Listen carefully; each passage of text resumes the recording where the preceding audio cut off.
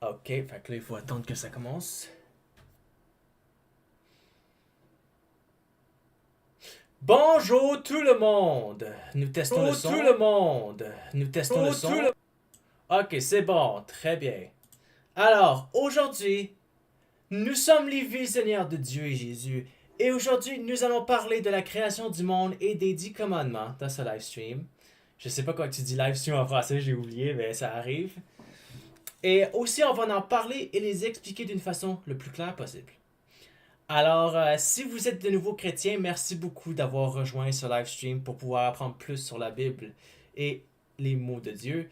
Et aussi, si vous êtes des vieux chrétiens ou que vous êtes des très grands chrétiens, merci d'être venus pour voir ce live stream. Alors, on commence par la création du monde à Genèse, à la page numéro 2. Alors, au commencement, Dieu créa les cieux et la terre. La terre était informe et vide. Il y avait des ténèbres à la surface de l'abîme, et l'Esprit de Dieu se mouvait au-dessus des eaux. Dieu dit que la lumière soit, et la lumière fut. Dieu vit que la lumière était bonne, et Dieu sépara la lumière d'avec les ténèbres. Dieu appela la lumière jour, et il appela les ténèbres nuit. Ainsi il y eut un soir, et il y eut un matin. Ce fut le premier jour. Dieu dit qu'il y ait une étendue entre les eaux, et qu'elle sépare les eaux d'avec les eaux. Et Dieu fit l'étendue, et il sépara les eaux qui sont au-dessous de l'étendue, d'avec les eaux qui sont au-dessus de l'étendue. Et cela fut ainsi. Dieu appela l'étendue ciel. Ainsi il y eut un soir, et il y eut un matin. Ce fut le second jour. Dieu dit que les eaux qui sont au-dessous du ciel se rassemblent en un seul lieu, et que le sec, le sec, et que le sec paraisse, et cela fut ainsi. On va l'expliquer après. Dieu appela le sec terre, et il appela la masse des eaux mers. Dieu vit que cela était bon. Puis Dieu dit que la terre produise de la verdure, de l'herbe portant de la semence, des arbres fruitiers, donnant du fruit selon leur espèce, et ayant en eux leur semence sur la terre. Et cela fut ainsi. La terre produisit de la verdure, de l'herbe portant de la semence selon son espèce, et des arbres donnant du fruit, et ayant en eux leur semence selon leur espèce. Dieu vit que cela était bon. Ainsi il y eut un soir, et il y eut un matin. Ce fut le troisième jour. Dieu dit qu'il y ait des luminaires dans l'étendue du ciel pour séparer le jour d'avec la nuit, que ce soit des signes pour marquer les époques, les jours et les années, et qu'ils servent de luminaires dans l'étendue du ciel pour éclairer la terre. Et cela fut ainsi. Dieu fit les deux grands luminaires, le plus grand luminaire pour présider au jour et le plus petit luminaire pour présider à la nuit. Il fit aussi les étoiles. Dieu les plaça dans l'étendue du ciel pour éclairer la terre, pour présider au jour et à la nuit, et pour séparer la lumière d'avec les ténèbres. Dieu vit que cela était bon. Ainsi, il y eut un soir, et il y eut un matin, ce fut le quatrième jour. Dieu dit que les eaux produisent en abondance des animaux vivants, et que les oiseaux volent sur la terre vers l'étendue du ciel. Dieu créa les grands poissons et tous les animaux vivants qui se meuvent et que les eaux produisirent en abondance selon leur espèce. Il créa aussi tout oiseau ailé selon son espèce. Dieu vit que cela était bon. Dieu les bénit en disant soyez féconds, multipliez et remplissez les eaux des mers et que les oiseaux multiplient sur la terre. Ainsi il y eut un soir et il y eut un matin. Ce fut le cinquième jour. Dieu dit que la terre produise des animaux vivants selon leur espèce, du bétail, des reptiles, des animaux terrestres selon leur espèce. Et cela fut ainsi. Dieu fit les animaux de la terre selon leur espèce, le bétail selon son espèce, et tous les reptiles de la terre selon leur espèce. Dieu vit que cela était bon. Puis Dieu dit, faisons l'homme à notre image, selon notre ressemblance, et qu'il domine sur les poissons de la mer, sur les oiseaux du ciel, sur le bétail, sur toute la terre, et sur tous les reptiles qui rampent sur la terre.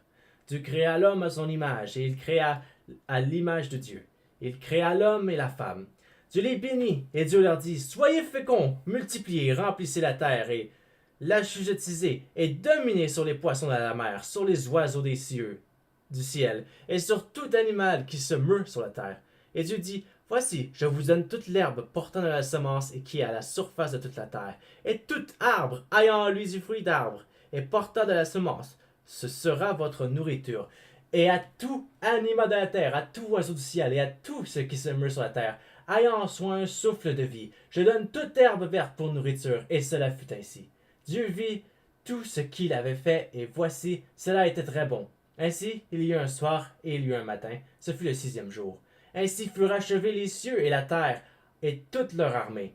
Dieu acheva au 7e jour son œuvre qu'il avait faite, et il se reposa au 7e jour de toute son œuvre qu'il avait faite.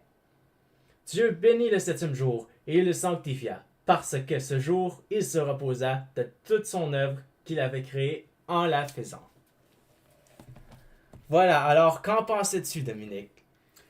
Ouais, il a créé beaucoup de choses, hein. Tu sais, je l'ai lu, mais quand j'entends quelqu'un le lire, je me rends compte encore plus que tellement de choses qu'il a créées, tu sais.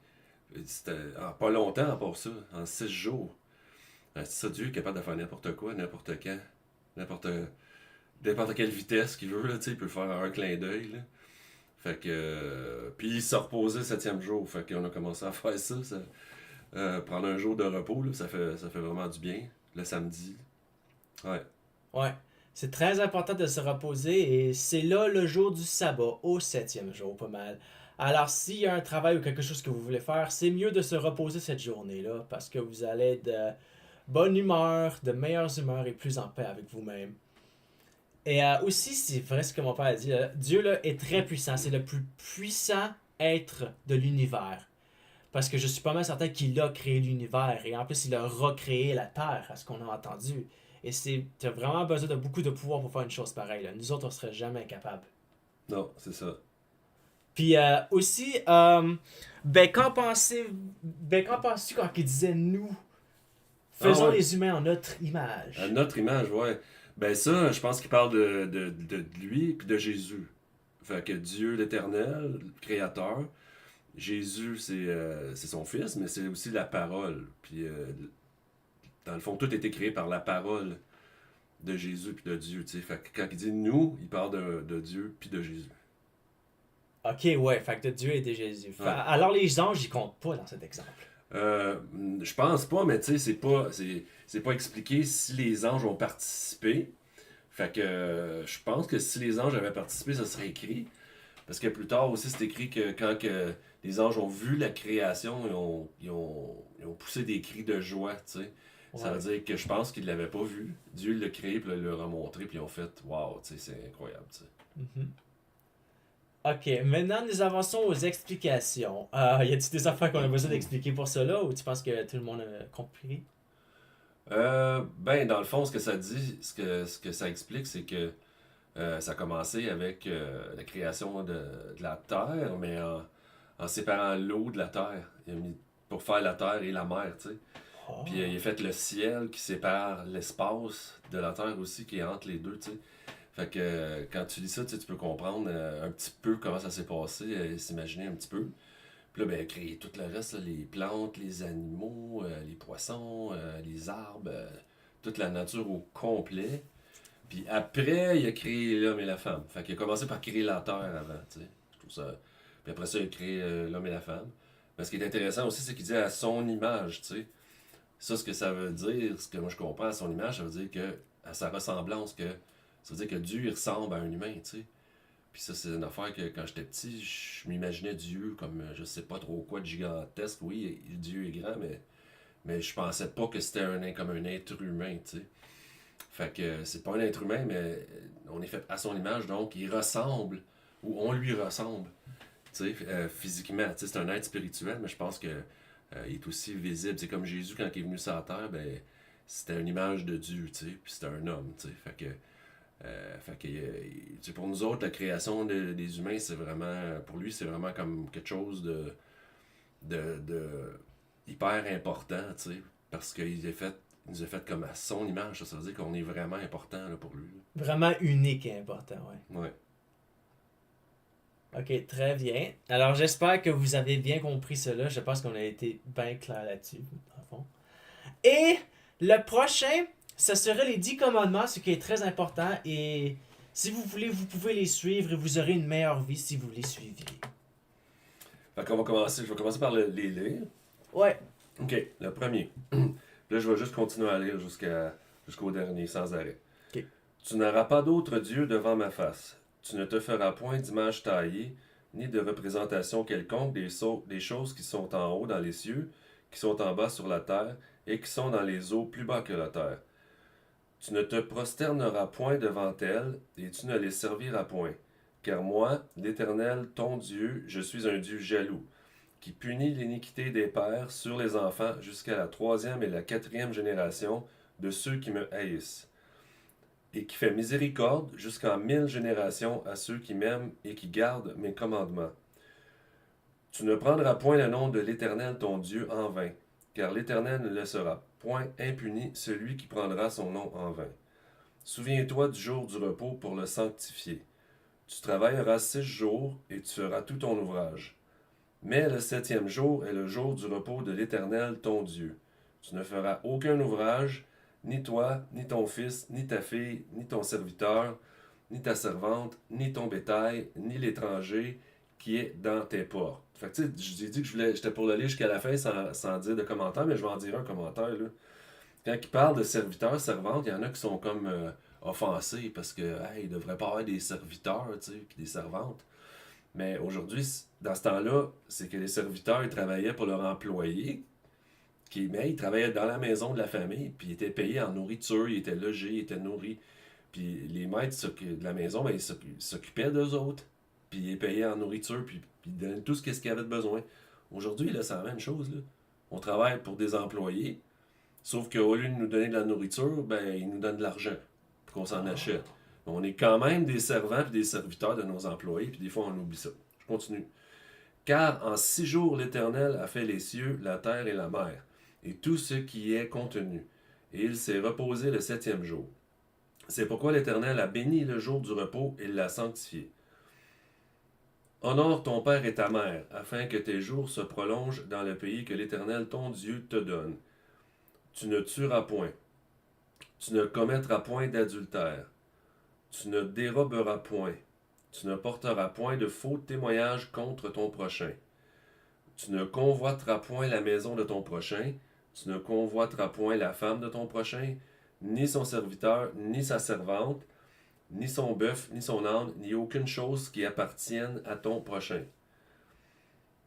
Fait que ça, c'est les 10 commandements. Ouais.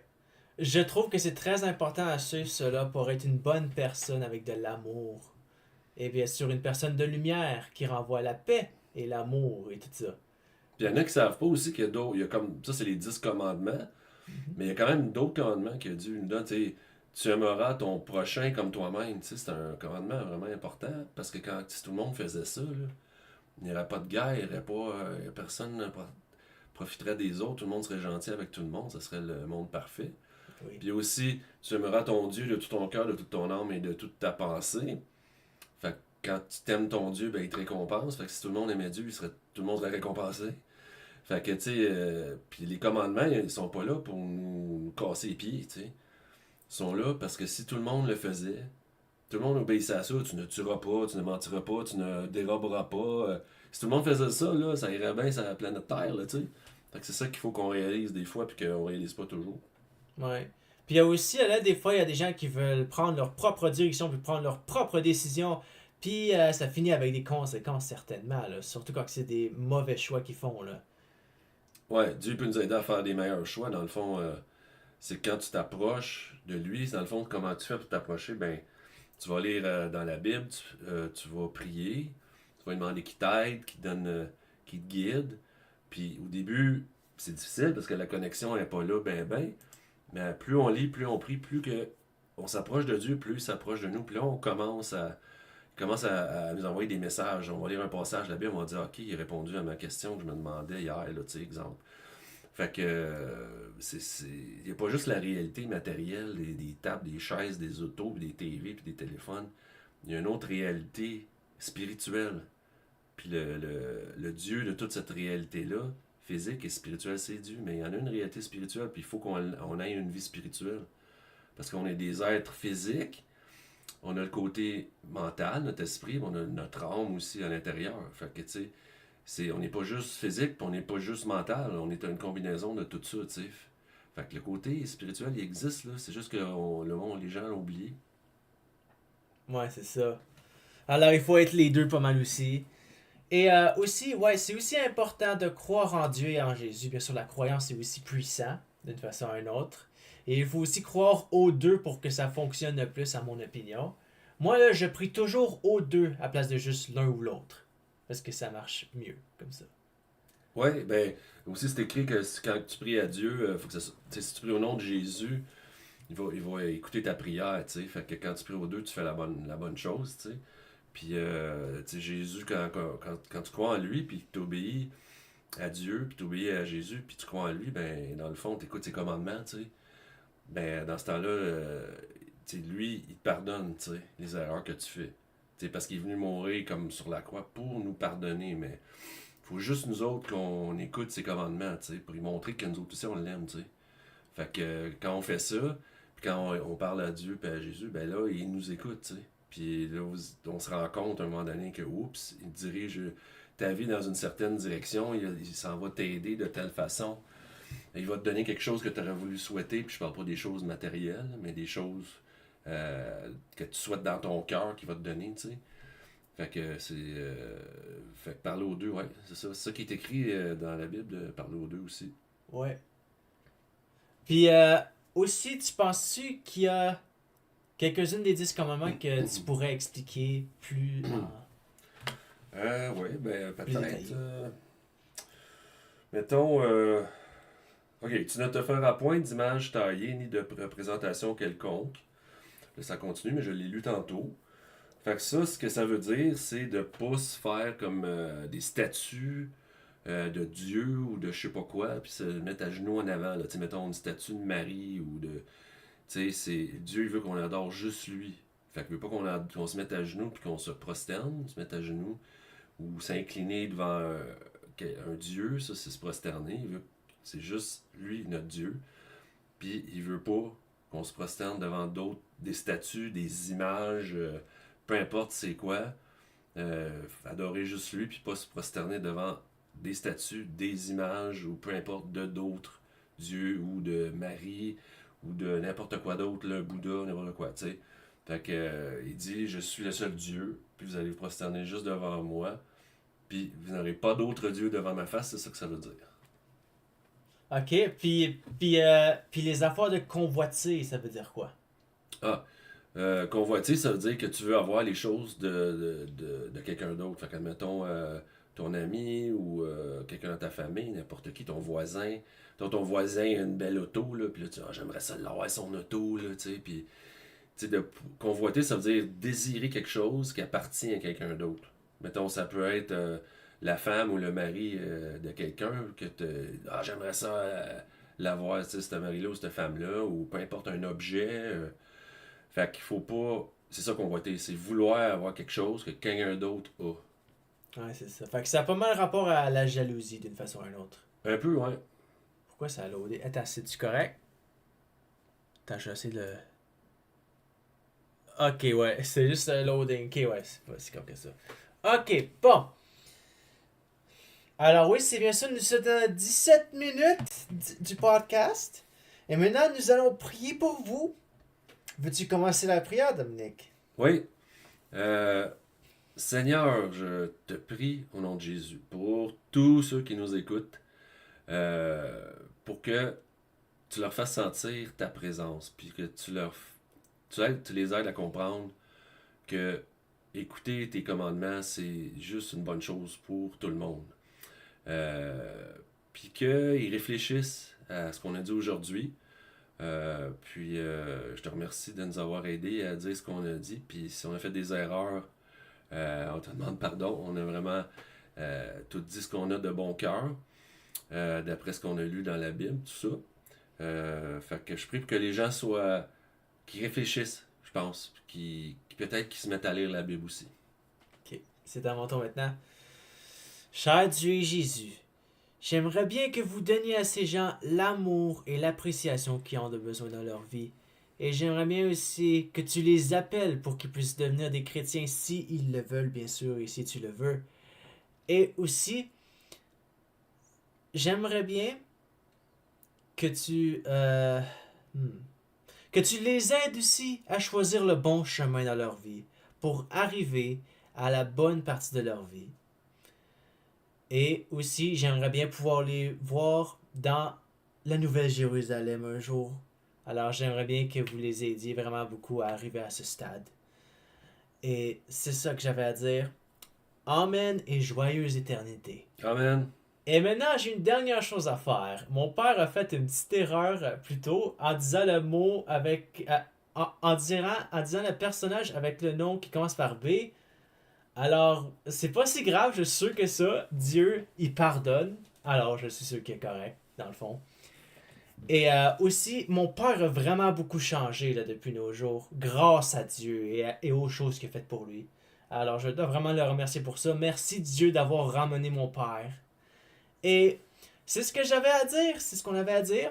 Au revoir tout le monde, on se verra au prochain live stream. Bye! Bye bye! Et aussi, que vous soyez bénis.